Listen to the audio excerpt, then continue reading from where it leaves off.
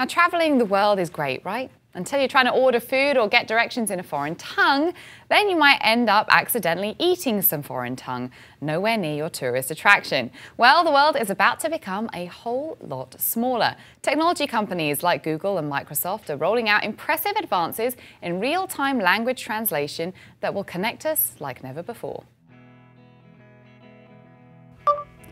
Bonjour, comment puis-je vous aider?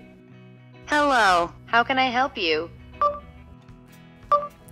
Good morning. I would like a cup of coffee. Bonjour, je voudrais une tasse de café. Without milk or sugar. Sans lait ni sucre. Joining me now is Google technologist Daniel Seberg. So Daniel, thanks for being with me. Good to be with you, Caroline. I am embarrassingly monolingual. So monolingual, okay. This is very helpful for someone like me, who travels a lot as well. Okay, good. This is good. I mean, I have some ropey Spanish and a bit of like botched Farsi, so let's see what we can do. All right, so first of all, tell me, how many languages is this being rolled out in? So it's rolled out for, there are a couple of different things we're talking about here. There's something called Word Lens, which we can demonstrate in just a second.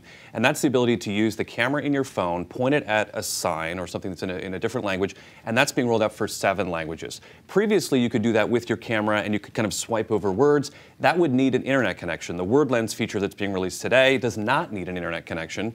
The previous camera mode, I think, was for 36 languages, and the speech-to-conversation one, which was just demonstrated, is 38 languages. But right, 90 languages in total for a number of other features. But there's no Farsi yet, right? No, first, we're working on it. I mean, we should say, this is something that's, it is a work in progress. The team is very excited about this release and what this means to the future of real-time translation. But, I think many of us know from science fiction or the idea of just being able to, do it in real time very seamlessly and very quickly. And that's the hope. That's where we want to get to just, be able to open the voices of conversation around the world and let people communicate effectively. Well, it sounds so cool. So you've got some signs with you. So let's have a demonstration, because I want people to get what we're talking about here. Cool. So this happens to be on a Nexus 6 phone. This is my phone, but it does work on iOS as well. So if you want to hold up those signs that you've got there, and I should say that my phone is in airplane mode. Okay. Just to be clear, so that everyone can see this. Okay, good. So you see it there. That it translates. That's the word. the translation, because it does not say instantly on this piece of paper. This is what it says on this piece of paper. To be clear, that's in Portuguese, we should say. So it's translating it. And let's do that again. Okay. So there you go. Wow, that's pretty cool. Yeah.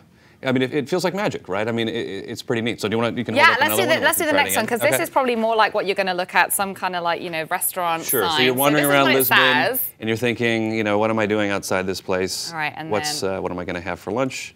And you can see, dish of the day, rice, beans, and steak. Sounds kind of tasty. Yeah. I would go for it. Yeah, I'd go for it right now, and we could get afterwards. I love Portuguese. Yeah, afterwards. Yeah.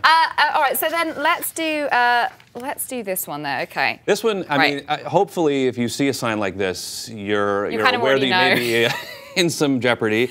Yeah, this looks pretty dangerous here. Visuals are always helpful with a sign like that, okay, where you there can we see go. the piranha.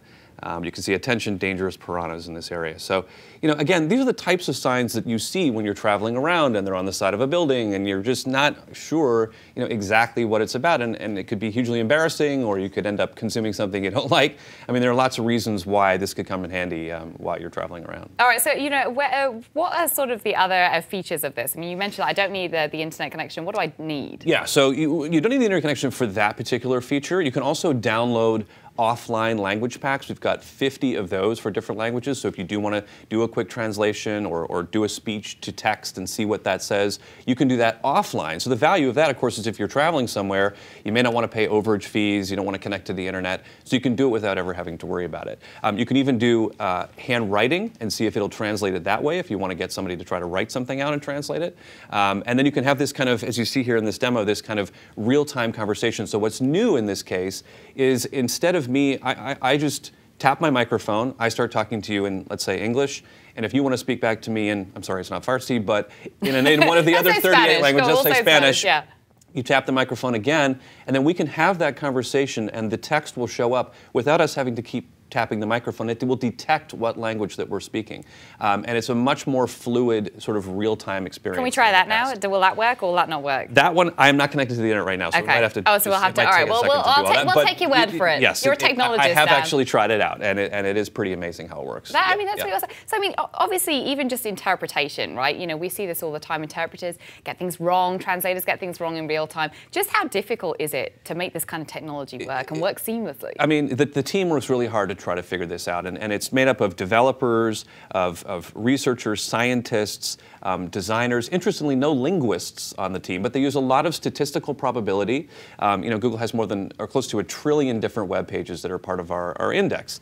And the idea is that we're able to go through all of those sites and find the quality translations that are out there, often through places like the UN. And so we can see a word like dog being translated into perro. That's my amazing Spanish example. Well done, yeah, well done. Thank you. There's slow claps in the control room for you. Yes, right. And so we see that enough times, and we can start to associate that word with that translation. And this is done, you know, countless millions of times over and over again, and it refines the process. But as you say, when you're in a particular country, there could be a certain jargon or a way of saying something that's just not familiar, and you know, that is something that they have to take on. And it's again, this is sort of a big step. But there's a lot of work that's still to be done. Yeah, I mean, what about slang words? Because it's one thing sort of having you know, words that are in the dictionary, but what about some of the maybe sort of naughty words that are not? Well, I haven't tried any naughty words, to be honest. Oh, you're fibbing. I don't believe you. I don't believe that anyone at Google has not tried naughty words. I mean, it's certainly, I think it plays into that idea of it wanting to be the real experience of, like, wherever you go, you know, it's going to be a natural experience. And it may not be perfect, but it's at least going to give you some idea. So. All right, so and what are the other useful applications for this? Well, you know, I think traveling is probably the biggest one.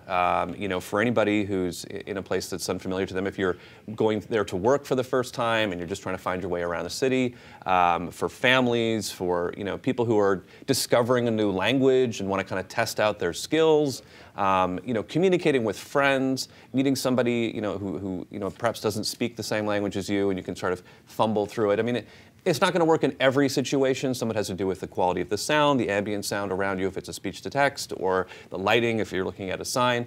But this is going to get you much further ahead than simply trying to guess a lot of the time, which can be painful or, you know, really awful. Or just really embarrassing. Just yeah. All right, well, let's just say goodbye, but let's do this one first, just so okay. everyone can see. All right, this is what it says. I have no idea. So Vietato fumare. I think I said that to Italian. Yep. So we're going to go Italian to English. I'm going to select that. I'm going to pull up our camera and point it at our sign. Yep. And there you see it, figures it out. Forbidden to smoke. The law. Nice. So you saw the words actually sort of change there. I mean, yeah, that was through the process. That was kind of cool. Pretty cool. Yep. Awesome. So.